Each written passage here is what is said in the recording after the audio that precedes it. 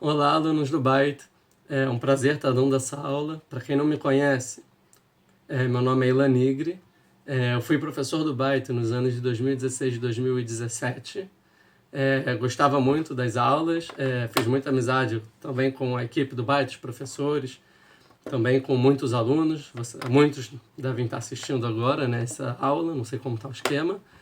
E é um prazer para mim, então, estar dando essa aula de novo com o Byte. Eu gostava muito das aulas, com as perguntas, da relação com os alunos. Tenho muita saudade das pessoas do Byte, da equipe, do Rabi, do Mozart, da Patrícia, do Eliomar, da Helena, da Celsa, todo mundo, pessoas maravilhosas, que fazem um ótimo trabalho. E tenho só a agradecer. E tem o pessoal novo, né, agora do Byte, também pessoas boas. O Fábio também, né, da minha época. E então vamos para aula, estou muito feliz, tenho saudade principalmente do Totó, não sei se ainda tem Totó, como está a fila para jogar Totó, ou se tem outras novidades no Byte, mas aprimorei muito meu talento para o Totó antes das aulas e depois e nos intervalos também. Depois de 2017 eu casei, fiz aliá e hoje vivo aqui em Israel, estou realizado e muito feliz. Eu trabalho como engenheiro aqui de transporte, eu construo estradas, ruas, cidades, concretizando com as próprias mãos as profecias da Torá de reconstruir Israel. Vamos começar a aula. O tema da minha aula vai ser sobre o versículo talvez mais famoso, mais icônico da Torá, que é o Shema Israel. Shema Israel, Adonai Eloheinu, Adonai Echad. Acredito que a maioria de vocês devem conhecer essa frase. Tem uma mitzvah da Torá, né? Um preceito da Torá, que todo dia de manhã e todo dia à noite deve-se fazer o Shema Israel. Mas não só nesses momentos, como por exemplo, o Shema Israel está escrito dentro da mezuzá, né? Então quando a gente entra em cada porta da casa tem uma mezuzá, lá tem o Shema Israel, está escrito dentro do tefilim, então a gente amarra as palavras do Shema Israel no nosso corpo, né? No braço, no coração e na mente, os homens. Também nas preces, né, nas rezas nas festividades e no Shabat, na Kedushá, que é o momento mais importante da reza, se faz Shema Israel. Então é para nossa proclamação que Deus é único, né? Então superficialmente dá para entender, proclama que Deus existe, que Deus é único, esse é o significado. Mas o objetivo dessa aula não, é entender com profundidade o que esse versículo quer dizer, tá? De uma forma significativa, que a gente vai conseguir entender muitas coisas do judaísmo e também da nossa vida hoje em dia, entendendo esse talvez versículo mais famoso, né, da Torá. Também tem um mitzvah, claro, que geralmente, se possível, são as últimas palavras que um judeu fala antes de morrer. Antes de morrer faz Shema Israel, chama que chama errado, né? Quando a pessoa está doente no hospital, nas últimas faz o Shema Israel. Tem também muitas pessoas que morreram perseguidos na época do Holocausto, Inquisição, e esses 2000 anos de história que a gente conhece bem, que o judeu, a última coisa, ia falar Shema Israel e acaba morrendo, ou se converte ou morre, e na Inquisição escolhiam a fogueira, mas faziam Shema Israel para santificar o nome de Deus. Então é uma frase muito importante no judaísmo. Mais uma introdução antes de começar a aula propriamente dita. Que o objetivo dessa aula, então, eu vou tentar explicar de forma didática, tá bom? Então, uma pessoa que tem base, já conhece o judaísmo, já fez muitos anos de aula, com certeza vão ter coisas novas que a pessoa nunca pensou e vale a pena, então, prestar atenção nessa aula que vai sair com grandes aprendizados. E a pessoa que é nova, eu vou tentar fazer o mais didático, né? Tem pouca base do judaísmo, é tudo novidade. Eu vou tentar fazer também da forma mais didática possível para que seja entendido para todos os públicos que existe de alunos, né, dentro da Byte. Não sei direito para que turma, quem que vai assistir a aula, mas vou fazer de forma bem didática, gradual, para que todo mundo entenda. Infelizmente, se você não está entendendo, não vai ter como parar a aula para perguntar. É um dos problemas aqui do vídeo ser gravado, mas tá bom. Eu vou tentar me esforçar, então, o dobro. Vamos começar com o versículo. Primeiro a gente vai ter que entender o seguinte, o versículo, a frase, entender cada palavra, o que significa exatamente, depois entender o contexto e ver o que tem que tirar daí. Eu já fiz aqui... também vou falar a verdade, eu já gravei a aula, metade da aula, reiniciou meu celular, eu perdi toda a aula que eu tinha gravado, então estou refazendo. Tá bom. Quando tem dificuldade quer dizer que é importante, então tem que, né, se esforçar, que se Deus quiser, vocês vão poder aprender um conteúdo que eu acho que colabora para a vida de cada um e um. Eu já preparei aqui, ó, o versículo, a frase, aqui. Shema Israel, Hashem Elokeinu, Hashem... Desculpa, um segundo, vou ajeitar. Aí.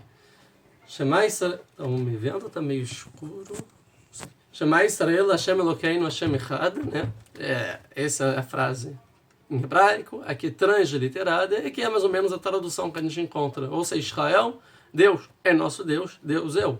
Tá? Só pela tradução já vê que está muito ruim essa tradução, tá bom? E se é isso que a gente entende, a gente não entende nada, porque Deus é nosso Deus. O que significa? Tipo assim, a minha casa é minha casa, ou seja, você define a coisa com o próprio objeto. Não faz nenhum sentido, então, obviamente que não. Eu botei em cores para quem não sabe bem hebraico entender exatamente o que se relaciona aí cada frase. Então, para manter aqui as cores para a pessoa que não sabe hebraico entender bem o que eu vou estar falando. Então, antes de começar, eu vou ter que começar a entender palavra por palavra aqui para entender o real significado dessa frase. Começar pela palavra mais difícil, que está em vermelho, que é o nome de Deus. Esse nome de Deus são 4 letras, não se fala, é proibido falar, tá bom? A gente fala, como está aqui, Adonai, que não é o que está escrito, tá bom? Mas esse nome também só se fala nas rezas. Tá? E, então também eu vou falar a partir de agora Hashem, que em português seria o nome. Ou seja, Hashem quer dizer o nome de Deus. O que quer dizer? Isso é o nome de Deus, tá? Então, quando a gente fala isso, significa Deus. Ou seja, a tradução seria Deus aqui mesmo, tá? Tá certo. O que eu quero questionar aqui é a palavra Eloheinu. Eloheinu também é o nome de Deus, tá bom? Mas o que significa? Porque são 2 palavras diferentes. Então, qual é a diferença entre Eloheinu e entre Hashem? Que aí traduz Deus é nosso Deus. Eloheinu vem da palavra Elohim, tá bom? E aqui está dizendo, então, que ele é o Elohim da gente. Então fica Eloheinu, né? O nosso Elohim. Assim, é o Elohim, o nosso Elohim, tá? O que significa Elohim? Qual é a diferença de Hashem, que é o que está em vermelho, e Elohim, que é o que está em verde? São 2 nomes de Deus. Claro que sem 2 nomes, são 2 significados diferentes. Hashem é um nome relacionado à essência de Deus, seria o nome de Deus. O que é Elohim? Então, baseado nos dos maiores comentaristas do Maimônides, ele escreve no livro Guia dos Perplexos, na primeira parte, 2º capítulo, ele fala que o nome Elohim na Torá, sempre que encontra o nome, é uma palavra homônima. O que é um homônimo? Isso, homônimo, tá certo? O que é um homônimo? É uma palavra que sempre é a mesma palavra, mas pode ter diferentes significados. Por exemplo, a palavra manga. Ela pode ser a manga da minha camisa ou pode ser a manga de fruta. Ah, então está escrito manga. Como eu sei se é da camisa ou se é da fruta, de acordo com o contexto. Se eu estou falando, eu estava vendo a minha camisa e aí eu botei a minha mão na manga, é da camisa. Agora você está falando, peguei uma fruta e peguei a manga, é fruta. Ou seja, você consegue entender pelo contexto, não pela palavra em si, porque a palavra em si pode significar coisas diferentes. Elohim é uma mesma coisa. Pelo Maimônides, Elohim pode significar 3 coisas diferentes. Primeiro significado seria poderosos. Pessoas poderosas que detêm um poder, ou pessoas ricas, ou líderes, ou governantes. Algum tipo de poder são os Elohim. Pessoas importantes, poderosas, tá bom? Esse é o primeiro significado de Elohim. O segundo, que pode ser, não é esse e esse, é um ou outro sempre. O outro significado que pode ser, o nome Elohim, é anjos. Elohim são anjos, tá? E o terceiro significado é Deus. Aqui é claro que é o terceiro significado. Deus, tá bom? Porque a mesma palavra em hebraico pode ser pessoas poderosas, anjos e Deus. Então, porque a palavra Elohim, ela vem da palavra El. El, em hebraico, bíblico, né? Significa força. Então, no mundo existem várias forças. Por exemplo, tem a força da gravidade. Tem a força do intelecto. Tem a força da respiração, tem a força da luz, tem a força do crescimento das plantas, tem a força do vento, sei lá, dos sentimentos, a força do amor, sei lá, tudo seria forças, tá bom? E então o ser humano que ele tem muitas forças, ou seja, ele é forte, ou seja, ele é poderoso, por isso ele se chama Elohim, que Elohim é o plural de força, então é uma pessoa que tem forças, ele é poderoso. Por isso, o anjo também, ele tem uma força. Cada anjo ele tem um propósito, que é a força que ele faz. Vou dar um exemplo. Por exemplo, o Refael. O Refael é o anjo da cura. Porque Refa vem de Rofé, que é médico. Refa é cura, tá bom? E ele é força, ou seja, Refael é a força da cura. É o próprio nome, é a força da cura. Então não existe o anjo Refael. O anjo Refael, na verdade, é a força da cura que existe no mundo. Como que o anjo Refael tem essa força atribuída a ele? Porque, na verdade, quem detém essa força é Deus. Deus é o dono de todas as forças que existem no mundo, porque ele criou o mundo inteiro. E ele quis que o Refael tivesse a força cura. Então é o Refael. Então quando Deus precisa curar alguém, ele traz essa força da cura para o mundo, que a gente chama que é o anjo Refael. Tá bom? Tem um versículo no Torá que fala que Deus é o Elohei a Elohim. Ele é a força de todas as forças. O que a gente diz que é Deus, o nome Elohim, quando relacionado a Deus, ele significa que Deus ele é o dono de todas as forças que existem no mundo. Então, quando a gente chama Elohim, quer dizer que Deus é o dono de todas as forças que existem no mundo. Todas as forças vêm de Deus. Então, se eu tenho a força da vida, eu posso viver. Na verdade, essa força é de Deus. É Ele que me dá por esse determinado momento. Quando Ele quiser, Ele tira. Se eu consigo respirar, Ele que dá. Se vem uma doença rasvechada e fica difícil a respiração, perdi essa força. Se eu consigo pensar, se eu consigo falar, se eu consigo sentir, Deus me dá a capacidade de ter essas forças. Por isso que o ser humano tem muita força, é muito poderoso, ele se chama Elohim também. O anjo ele também pode ser chamado Elohim. E Deus é o Elohei a Elohim. Ele é a força absoluta.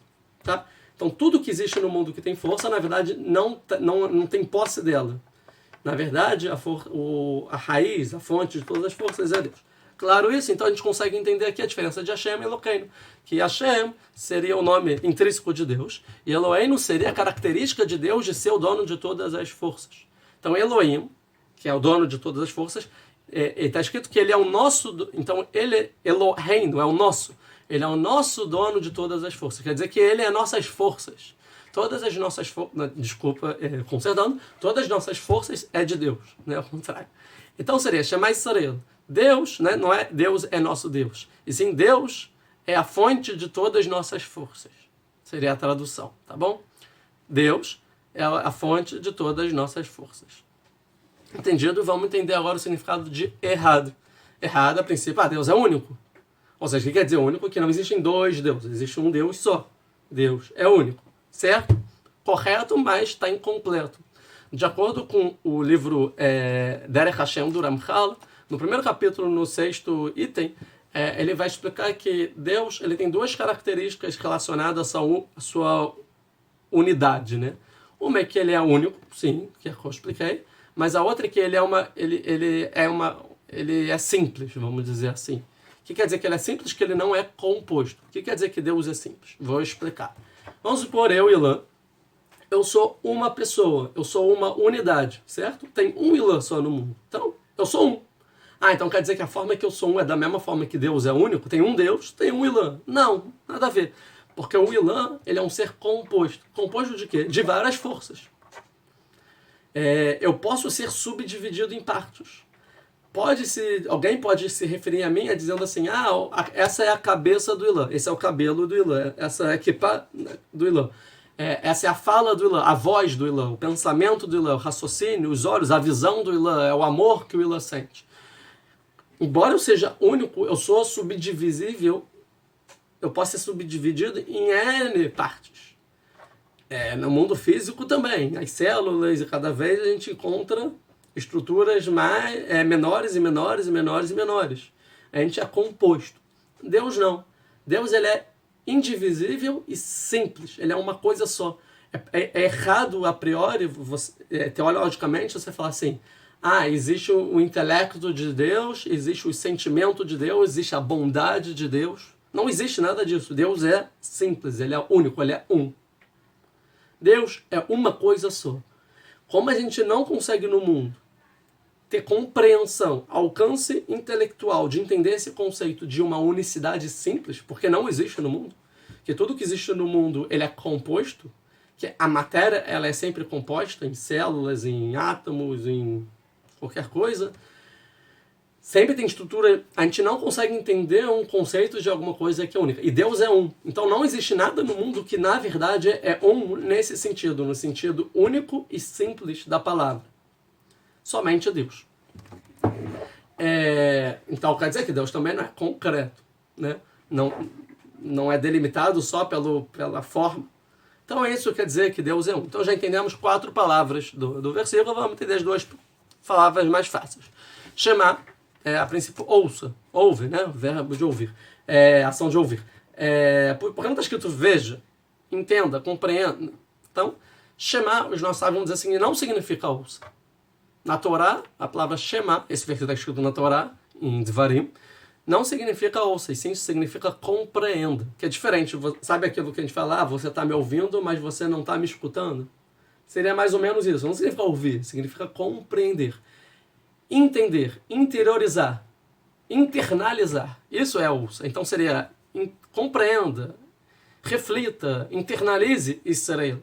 Deus é a origem de todas as nossas forças. Deus, ele é único e simples. Essa seria a tradução do versículo. Só falta a palavra Israel. Israel significa 2 coisas. Uma a gente vai deixar por enquanto de lado e a gente vai entrar na segunda expressão. Uma significa Israel. É o nome do nosso terceiro patriarca Jacó, que ele recebe o nome Israel também. Então Israel seria o nome do Jacó. Mas a gente vai, por enquanto, trabalhar o segundo sentido, que Israel é o povo de Israel, os judeus. Então seria, entenda, reflita, interiorize judeus. Deus é a origem de todas as nossas forças. Deus é único e simples. Pronto, entendemos o versículo. Entendemos cada palavra? Entendemos. Agora, espero que entenderam. Agora vamos ver o conjunto, né? Entender a frase inteira. Se o objetivo da frase é dizer que Deus ele é as nossas forças e Deus ele é único, o versículo não deveria estar escrito assim, porque existe uma regra de ouro na Torá. Qual é a regra? Que não tem uma palavra em vão na Torá. Se está ali, tem seu propósito. Então vocês concordam comigo que a frase podia estar assim: Shema Israel, Hashem Eloheinu, Ve'echad. Deus é a origem de nossas forças e é único. Sim. Mas porque está escrito Hashem Echad, tem um outro nome de Deus aqui no meio. Então quer dizer que tem alguma coisa a mais nesse versículo. Tá? Podia estar escrito Shema Israel, Hashem Echad. Não, então tem que entender que também quer dizer que ele é nossas forças. Não podia estar escrito Eloheinu Ve'echad. Por que esse segundo Hashem aqui? Isso complica o versículo inteiro. Porque o nome de Deus aparece 2 vezes. Ouça Israel, Hashem é a origem de todas as nossas forças. E Hashem Echad. Hashem é um. Mas por que esse nome de Deus repetido? Tá? A pergunta ficou clara. Vamos tentar entender isso. Então a gente pode entender que na verdade existem 2 conceitos. A gente pode dividir o versículo aqui pela metade. Existem 2 conceitos que a frase pode ser dividida em 2 e quer dizer 2 coisas diferentes. A primeira parte da frase é essa: ouça Israel, entenda. Hashem é a origem de todas as nossas forças. Segunda frase: Deus é um. Se a gente pegar a explicação, o Maimônides, ele escreveu as alahot, todas as mitzvot da Torá e as alahot, que são os preceitos, como cumprir cada mitzvah da Torá, cada preceito da Torá. E no primeiro livro dele, que são 14 livros essa obra, e no primeiro livro, quando ele vai falar de Deus, ele fala o seguinte: existe um preceito positivo da Torá de acreditar que Deus é único, que Deus é um. Como está escrito na Torá, Hashem Echad. Então ele aprende que esse final do versículo vem nos ensinar que Deus ele é um. Único e simples, né? Vamos dizer assim.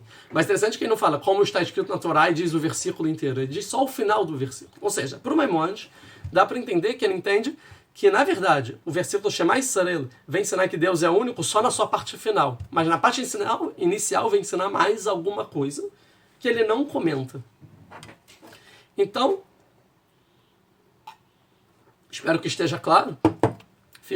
Deixando claro, quer dizer o seguinte, que a gente já consegue entender o sentido da segunda parte do versículo, mas a gente não consegue entender o sentido exato da primeira parte do versículo. Tá? O que quer dizer esse versículo para a gente? E aí, então, agora a gente tem que se aprofundar. E quem vai dizer para a gente o que significa esse versículo, a primeira parte principalmente, é o comentário do Rashi da Torá. Mas a gente acha que ainda não está pronto para entender o que o Urash vai falar. Então eu vou precisar ir aos poucos de forma didática até chegar no Urash, tá bom? Se a gente falasse, esse é o versículo mais famoso do judaísmo. Existe o segundo versículo mais famoso do judaísmo, que seria o primeiro mandamento, né? O povo chega no Monte Sinai, sai do Egito, chega no Monte Sinai depois de 50 dias, Shavuot já, né? Daqui 2 semanas, e vai receber a Torá, os 10 mandamentos. O primeiro mandamento é a primeira vez que o povo ouve Deus. É como se fosse a apresentação de Deus para o povo. Esse primeiro mandamento é uma frase também muito famosa, vou falar em hebraico, depois eu traduzo, não tem aqui escrito. Mas em hebraico seria Anochi, Hashem Elokecha, Asher Hotzeticha, Me'eretz Mitzrayim Beit Avadim. Ou seja, Anochi, eu, Hashem Elokecha, eu sou Hashem, o seu Deus. Mesma coisa aqui. Hashem Elokecha. Aqui, em vez de Eloquein, ou seja, nosso Deus é Elokecha, no singular. Eu sou Hashem, o seu Deus. Mas é interessante que quando Deus vai se apresentar pra gente, ele usa esses dois nomes também. Ou seja, eu sou Deus, o dono da sua força. Né? Elokecha, porque aqui ele está falando de cada um em um. Aqui ele está falando no plural, na entrega da Torá ele está falando para cada um em um. Cada um em um recebeu a Torá. Mas é isso entre parênteses. Então, Anochi Hashem Elokecha. Tá bom, que Deus é esse? Que dono das forças é esse? Você Deus aí fala que te tirei do Egito, da casa da escravidão. Então, quando Deus ele vai se apresentar, ele vai explicar que quem é ele? Hashem, e o dono das forças, mas por quê? Como que eu acredito nisso? Como eu sei disso? Por que eu te tirei da escravidão do Egito? Qual é a ideia aqui? Que o fato de Deus ter tirado o nosso povo do Egito, e no caso levado para o Monte Sinai para receber a Torá, vem mostrar para os judeus, porque eles vivenciaram isso na pele, na prática, que Deus ele é a nossa força. Deixando claro, famoso, no livro Kuzari, não vou entrar aqui para não perder tempo, um rei pergunta para um sábio judeu, quais são as premissas do judaísmo? O que você acredita? Assim ele falava de cada religião, não vou entrar aqui. Quando chega no sábio judeu, ele começa falando o seguinte, eu acredito que Deus nos tirou do Egito. É aquele que tirou a gente do Egito e trouxe para Israel e continua, não vou entrar aqui. E aí o rei fala assim, o seu rei é fraquíssimo. Ele, por quê? Porque eu perguntei pro cristão, eu perguntei pro islâmico, e eles falaram, o meu Deus é aquele Deus que criou o mundo. E o seu só tira um povo do Egito? Tipo assim, é muito maior, mais magnífico um Deus que cria o mundo do que você acreditar um Deus que tira um povo do Egito. Isso é bem simplório. Aí ele fala, aí que tá.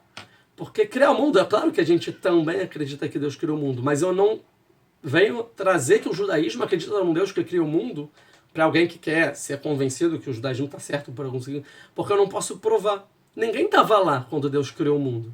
No final do mundo, Deus criou o ser humano. Ninguém pode provar que Deus criou o mundo. Então não tem como argumentar que Deus é quem criou o mundo. Porém, na saída do Egito, o povo inteiro estava lá. A gente presenciou isso. A origem do meu povo é tradição de pai para filho, de mestre para aluno, de alguém que estava lá. E por isso eu posso alegar que Deus tirou a gente do Egito. Existe uma comprovação histórica que a gente passou. Nós somos testemunhas disso. Ele falou, uau, aí o rei se contenta com a história. Mas voltando agora, quer dizer que Hashem Elokeinu significa o seguinte, porque poderia estar escrito assim, Shema Yisrael, Hashem Elohim, Hashem Echad. Deus é o dono de todas as forças, seria Elohim. Por que Eloheinu? Esse Elohim precisa estar relacionado a gente. Ou seja, eu sou o dono de todas as suas forças. O poderoso. Por quê? Porque nós judeus, Israel, Eloqueino. Ou seja, nós, Israel, o povo judeu, temos uma relação de Deus que nenhum outro povo tem. Porque o fato do nosso povo existiu um acontecimento histórico que Deus interveio no mundo e salvou o nosso povo. Tipo, ele esteve, então ele é a nossa força.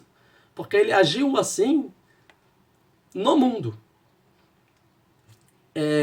Então, por exemplo, tem aqueles que pensam assim, o que é Deus? Eu acredito em Deus, eu acredito que Deus é único, eu acredito que Deus criou o mundo, mas eu acho que ele criou o mundo. E foi embora, porque o nosso mundo é tão insignificante, tão desprezível, a materialidade é tão baixa. Eu sou nada no mundo. Quem é Deus? Quem sou eu para Deus se relacionar comigo? Para estar preocupado o que eu faço, o que eu penso, o que eu sinto? Não. O judaísmo foi lá contra, ao contrário, não. Deus é tão grande que que a grandeza de Deus está preocupado com o ser humano, preocupado com o que ele criou. Ele quer saber cada coisa que a gente pensa, cada coisa que a gente faz. Ele, em palavras assim, bem entre aspas, ele torce pela gente. Então Hashem Eloheinu, ele não é só Elohim, ele não é só o dono dessas forças, ele também está relacionado a gente. Mas Israel, ouça, entenda Israel, que você, Israel, é diferente de todos os outros povos, porque não só Deus é o dono de todas as forças e se preocupa com você, mas ele de fato na história ele se preocupou pela gente de forma revelada na frente de todos os povos. Ele tirou um povo da opressão para a liberdade, que é você. Você é livre porque Deus agiu. E ele quis te mostrar isso, ele te deu a Torá. Agora, resumindo, esse versículo está dividido em duas partes. A primeira parte, a gente vem, é um conceito histórico. É a relação que o judeu tem com Deus através da história. A segunda parte é um aprendizado teológico, que Deus ele é único e simples, intelectual. Mas a primeira parte é uma questão histórica. O segundo mandamento da Torá está escrito Lo yeh lecha Elohim acherim al parai. Não tenha para você outros Elohim perante mim. As pessoas traduzem, não tenham outros deuses perante mim. Ué, então existem outros deuses? Não, porque a palavra Elohim é um homônimo, né? Aqui significa anjos, forças. Ou seja, o judeu no segundo mandamento, ele é proibido de acreditar, de dar poder total e absoluto a qualquer outra força que existe no mundo, a não ser Deus, que Deus é o dono de todas as forças. Esse é o segundo mandamento. O segundo mandamento é, já que Deus ele tirou a gente do Egito, a gente tem uma interação, uma relação histórica com Deus, e ele se revelou dando a Torá depois, ele vem falar, então já que vocês entendem que eu existo e eu me preocupo com vocês, nunca vão dar divindade, ou seja, poder, acreditar e fé, crença, a algo que não tem um real poder.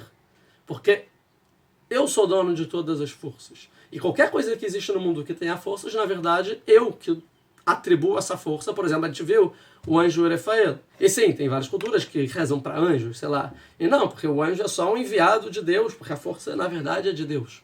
Tá? É só uma expansão da vontade divina se revelando no mundo, falando de uma forma mais conceitual. Então esse é o Shema Israel. Shema Israel Hashem Elokeinu Hashem Echad. A primeira parte vem, entenda Israel, que Deus é nosso Deus porque Ele tirou a gente do Egito. A gente tem um relacionamento histórico, nós somos testemunhas da ação de Deus no mundo.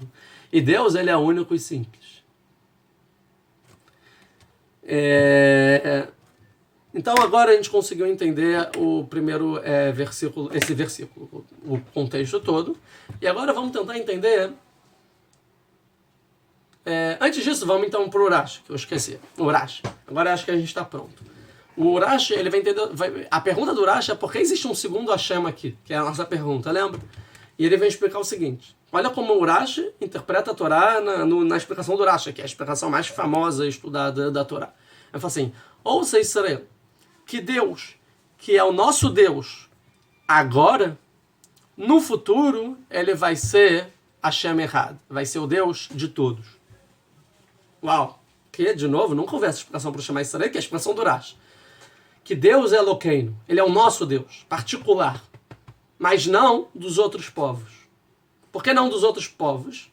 Porque ele não tirou os outros povos da opressão. Ele não se revelou através de milagres para os outros povos e construiu uma história e deu a Torá e leis e mandamentos para eles e levou para a terra dos ancestrais, dos patriarcas. Não.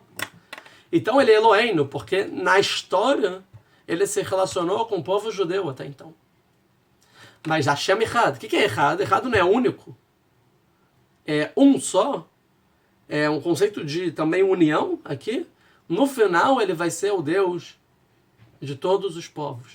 No final, na época messiânica, ele vai se relacionar com todos os povos. O que ele fez uma época na história para o povo judeu, será feito para todos os povos.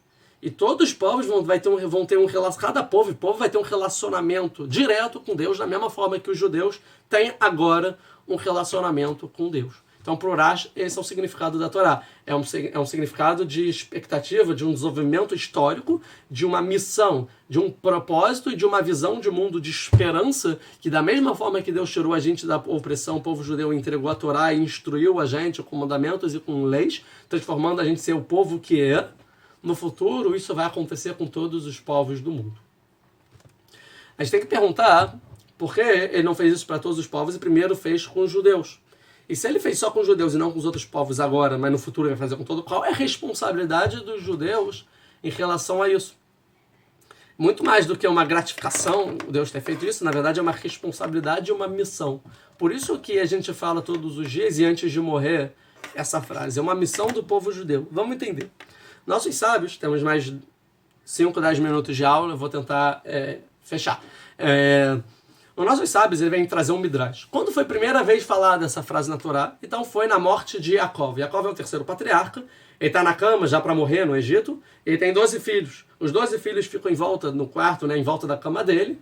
E Yaakov tem uma preocupação. A vida inteira ele teve essa preocupação. Será que os meus 12 filhos são filhos corretos, que têm a mesma crença do que eu, meu pai e meu avô, ou seja, Yitzhak e Abraham? Porque a gente sabe que Abraham teve 2 filhos, Ismael e Yitzhak. Ismael foi para o lado errado. O Yitzhak teve 2 filhos, Esav e Yaakov. Esav foi para o lado errado. Será que eu tive 12? Os 12 estão no lado certo? E aí, quando os filhos entendem que essa é a preocupação do pai antes de morrer, eles falam, Shema Israel, ouça Israel. Israel agora é o Yaakov. Lembra que eu expliquei? É o nome de Yaakov. Ouça Yaakov. Hashem Elokeinu, Hashem Echad. Explica aos nossos sábios, da mesma forma que no seu coração só tem um Deus, nosso coração só tem um Deus. O que eles querem dizer? Querem dizer o seguinte, da mesma forma para você, Deus é único, Ele é tudo, monoteísta e tudo que você fez, para a gente também. Sim, nós somos 12. Sim, pensamos diferente. Sim, nossos comportamentos e culturas são diferentes. Sim, brigamos na vida uns com os outros. Mas no final das contas, Deus é único. Ele une todos nós. Eles vêm dizer o seguinte, que a missão do povo judeu, isso que eles tentam falar para o pai, a gente entendeu qual é a missão do povo judeu. É o monoteísmo, mas não só o monoteísmo de entender que Deus é um. É o monoteísmo de entender que Deus é único. E o objetivo da divindade no mundo é trazer a união do mundo inteiro. E nós, 12 filhos de você, conseguimos nos unir e transformar num único povo, que seria Am Israel, o povo de Israel. É a união de todas as tribos. E eles declaram isso para Yaakov, Yaakov fica em paz e aí morre feliz. E fala que quando ele ouve, ele fala Baruch, Shem, Kivod, Makutol, não vai, que é o que a gente fala logo depois do Shema Israel em voz baixa. Mas não vamos entrar nesse mérito, não temos muito tempo. Depois, esse versículo aparece na Torá, quando Moshe está dando o seu último discurso, né, antes de morrer, e o povo está na frente da terra de Israel, está prestes a entrar na terra de Israel. Depois de 40 anos no deserto, Moshe, últimas palavras de Moshe, o que ele fala para o povo? Shema Israel, Hashem Elokeinu, Hashem Echad. É o mesmo conceito aqui. Ouça, Deus é o Deus único, ou seja, vocês podem achar que eu, Moshe, por ter recebido a Torá, eu entendo Deus de outra forma do que os nossos antepassados, os patriarcas, entendiam Deus. Abraham, Yitzhak, Yaakov, mas não. Eu quero dizer que o Deus que me deu a Torá e que se revelou através da Torá é o mesmo Deus da nossa cultura, da nossa origem, das nossas tribos, né, e dos nossos antepassados, nossos patriarcas de Abraham, Yitzhak, Yaakov. O mesmo Deus de Yaakov é o meu Deus e é o nosso Deus. Então, no contexto do versículo que apresenta a Torá, é Moshe falando para o povo, dizendo, entende, eu estou indo morrer, mas vocês entendam que a união é importante e que eu e os patriarcas estamos todo mundo junto, as 12 tribos estamos todos juntos. Agora vocês, se vocês quiserem ter um sucesso, né, na terra de Israel, vocês têm que conseguir a união de todas as tribos também. Porque agora vocês não são tribos, não são 12 filhos, vocês são um povo inteiro. São 600 mil homens, 3 milhões, 5 milhões de pessoas. E vocês devem... E, sim, cada um vai pensar diferente, cada um vai se comportar, se vestir, sotaque diferente, regiões diferentes, trabalhar num ofício e pensar diferente. Mas todos receberam a Torá e todos entendem que Deus é único. E se Deus é um, quer dizer que o objetivo da humanidade é a unicidade, a união. Então vocês devem também ter a união como povo. Por último, se a gente pegar tanto que sábios falam sobre Yaakov e falam sobre Moshe, a gente pode ver que tem um denominador em comum. Qual é esse denominador em comum? Que Yaakov está falando antes de morrer. E Moshe está falando antes de morrer. Yaakov é o final dos patriarcas e Moshe é o final de Moshe, ou seja, o final da época do deserto. Nesses dois momentos, quer dizer que logo após a morte desses líderes, vai ter um momento seguinte que vai ser de suma importância. Todo o objetivo da vida de Yaakov é que os filhos dele virassem a Israel, conseguissem construir o povo de Israel. E conseguem. E todo o objetivo de Moshe é que o povo esteja preparado para entrar em Israel, na terra de Israel, e saber viver como um povo. Ou seja, é a transformação da época dos patriarcas para a época dos filhos, e a outra é a transformação da época dos filhos para a época de povo. Que realmente existe agora um povo com uma terra, com uma constituição, que é a Torá, na terra de Israel. O Rashi ele vem dizer a mesma coisa. Que no final das contas, o que aconteceu com o povo judeu durante a história, nesses dois momentos, no futuro vai acontecer com a humanidade inteira. E no final, quem é o Yaakov da nossa história do final dos tempos? Quem é o Moshe da nossa história no final dos tempos? É o povo judeu.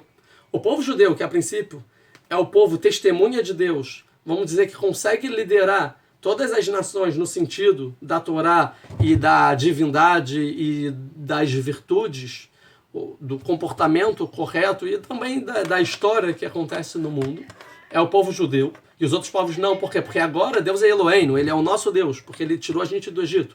A gente testemunha, a gente carrega esses valores por tradição de pai para filho. De mãe para filho também, né? E filha. No futuro, Hashem errado. Deus vai ser único. Da mesma coisa que Yaakov queria ouvir dos filhos, no final dos tempos, o povo judeu vai querer ouvir de todos os povos do mundo. E no final das contas, quando Yaakov morre, acaba o propósito de Yaakov, e agora o propósito é dos filhos de Yaakov. Quando Moshe morre, acaba o propósito de Moshe, e agora o propósito é do povo de Israel. Mas agora, no final dos tempos, que Deus vai ser único em todos os povos, vai ser o Deus de todos os povos, a origem da força de todos os povos, todos vão entender o que é Deus, da mesma forma que os judeus entendem através da Torá e através da sua história, dos seus patriarcas, dos seus valores. É o momento que a particularidade que existe no povo judeu vai acabar na história. É a nossa entrega para a humanidade. Nós, povos judeus, chegamos até aqui. Vocês aceitam? Agora somos todos uma humanidade só. Ou seja, aqui na frase, no versículo de Shema Israel, está embutido aqui o significado da universalidade do povo, da Torá, de Deus. A missão, não só nacional e de identidade, que os judeus têm que voltar para a Torá e pro caminho dos patriarcas e para as virtudes, o que Deus quer da gente. Não só isso. Mas o objetivo disso é que no final o mundo inteiro seja consertado. Que isso a gente chama de época messiânica. Esquece um pouco quem é o Messias, é época messiânica. Então, um segundo. Terminando. Um segundo. Desculpa, pessoal, pela interrupção, mas é que chegou meu táxi para passar Shabbat. E agora já acabou o Shabbat, eu vou terminar a aula. O tempo aqui é corrido em Israel. Mas então a gente terminou falando do objetivo da universalidade do povo judeu, que é conseguir entregar para o mundo, preparar o mundo em algum sentido, a época messiânica, que significa o mundo inteiro com bons valores e que as guerras acabem e sejam um ano pleno de paz. E esse é o objetivo máximo do povo judeu. Que um dia todos os povos do mundo se juntem e falem para o povo judeu. Da mesma forma que em seu coração Deus é apenas um, ou seja, que vocês conseguiram atingir a união do povo do povo judeu, né, o povo de vocês, a gente também entende que Deus é um e que tem a união do mundo inteiro. Então a missão do povo judeu é conseguir a união primeiro entre o nosso povo e em segundo momento do mundo inteiro. Isso a gente está começando a ver nos dias de hoje. Muito obrigado, adorei dar essa aula para vocês, embora o tempo corrido consiga arranjar um tempinho, o Mozart sabe disso. E é isso, obrigado. E momento propaganda, se vocês gostaram dessa aula, desse conteúdo, procura aí no meu canal no YouTube, Ilan Nigri, que tem outros vídeos interessantes sobre o judaísmo, dá uma força, curte. E é isso, a gente se vê um dia. Muito obrigado.